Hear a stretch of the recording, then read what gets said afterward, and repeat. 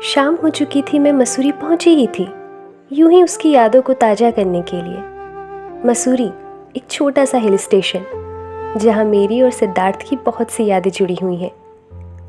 आज से 7 साल पहले वो अचानक से गायब हो गया। एक छोटा सा मैसेज जिसमें उसने मुझसे नफरत होने की बात कही थी और मेरी ज़िंदगी से हमेशा के लिए चला गया। लेकिन ये अचानक कैसे हो गया? अक्सर मैं उसकी यादों को फिर से ताज़ा करने के लिए मुंबई की चकाचौंध से दूर मसूरी आ जाती हूँ।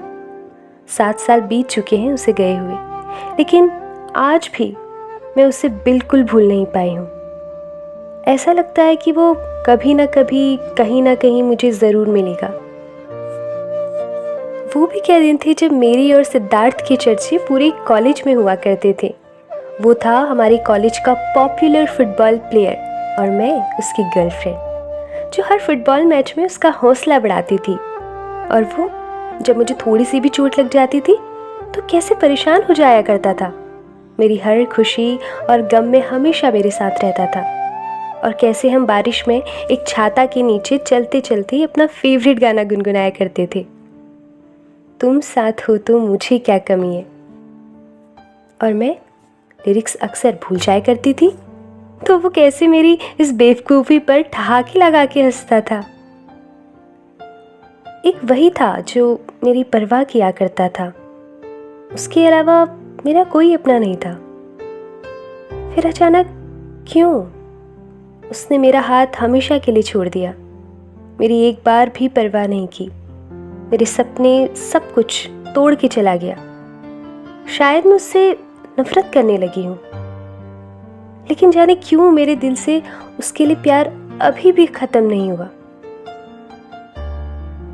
वो मुझे क्यों छोड़ के चला गया मुझे आज तक नहीं पता चला। हो सकता है कि इतना पॉपुलर फुटबॉल प्लेयर होने की वजह से उसे कोई मुझसे बेहतर मिल गई होगी।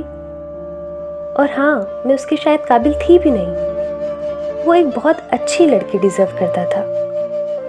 वो हर जगह से परफेक्ट था, लेकिन मैं नहीं। शायद इसी वजह से वो मुझे छोड़ के चला गया हो।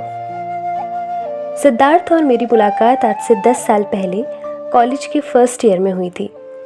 हम पहले बहुत अच्छे दोस्त बने, लेकिन हमारी दोस्ती कब प्यार में बदल गई पता ही नहीं चला। हमें तो ये भी याद नहीं हम इस प्यार के रिश्ते में आए कब।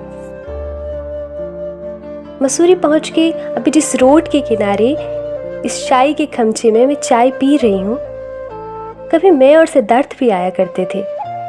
अक्सर संडे की शाम को, या जब मैं बहुत उदास होती तो वो मुझे यहाँ लाया करता था, या नेशनल फुटबॉल मैच जीतने की खुशी में। अक्सर ना हम यहाँ आते रहते थे। चाय वाले काका की मैगी, कॉफ़ी, पकौड़ी सब कुछ हमारा फेवरेट था। अक्सर ना चाय के साथ मैं नारियल के बिस्किट खाया करती थी, जो उस कांच की डिबिया में पड़े रहते थे। वो हमेशा चाय के साथ मेरे लिए 2 नारियल के बिस्किट तो लाया ही करता था। जिस जगह मैं अभी बैठी हूँ, ये जगह बहुत खूबसूरत है। रोड के नीचे एक प्यारी नदी, सामने हिमालय, ऊंची नीची ढलाने, और रोड की बाईं तरफ पहाड़ी के ऊपर एक प्यारी सी कॉटेज, जो अभी भी बिल्कुल वैसी ही है। पहले भी सुनसान और आज भी। इस कॉटेज से याद आया कि सिद्धार्थ को ना ये कॉटेज काफी पसंद थी। वो मुझसे अक्सर कहा करता था, शालू तुम्हें पता है फुटबॉल का नेशनल प्लेयर होने की वजह से मेरी जॉब पक्की है, और फिर पता है हम शादी करके इसी कॉटेज पे रहेंगे। मैं उसकी बातों में खुश हो जाया करती थी। ऐसे बहुत से हजारों वादे हमने साथ किए थे, और जब हजारों वादे सुनकर मैं खुश हो जाया करती थी तो वो मेरा माथा चूम लिया करता था और मुझे गले से लगा लिया करता था। फिर अचानक उसने सारे सपने क्यों तोड़ दिए? फिर क्यों मुझे वो अकेले छोड़ के हमेशा के लिए चला गया, बिल्कुल अचानक? शाम का 5 बजा था और मैं अभी भी यहीं चाय पी रही थी, उसकी यादों को ताज़ा कर रही थी। मेरी आंखें नम हो गई। मैं चुपचाप रो रही थी।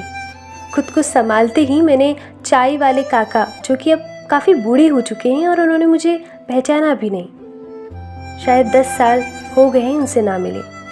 इसीलिए मैंने उनसे रूधे गले से पूछा, काका इस कॉटेज में कोई रहता नहीं है क्या? वो चाय बनाते बनाते बोले, एक साहब जी तो रहते हैं ऊपर, पर कभी नीचे आते हुए नहीं देखा। लंबे चौड़े हैं काफ़ी, अक्सर बालकनी में दिखते हैं, चाय पीते हुए, किताब पढ़ते हुए। नौजवान हैं, बिल्कुल खिलाड़ी जैसे। उनके बस ये कहते ही मेरे मुंह से सिद्धार्थ निकला। मैं चाय का प्याला छोड़ के ऊपर की तरफ भागी। आंखों में आंसू थे, गुस्सा था, प्यार, नफरत, सब कुछ एक साथ था। कॉटेज में पहुंचते ही मैंने कॉटेज के दरवाजे में धक्का दिया। मैंने जो देखा मैं हैरान रह गई। वो सिद्धार्थ था, मेरा सिद्धार्थ। हाथ में चाय थी और कुर्सी में बैठे बैठे किताब पढ़ रहा था बड़े मजे से। मैं चिल्ला के उससे पूछना चाहती थी कि सिद्धार्थ तुमने ऐसा क्यों किया, और अगर यही करना था तो मुझसे प्यार का नाटक क्यों किया?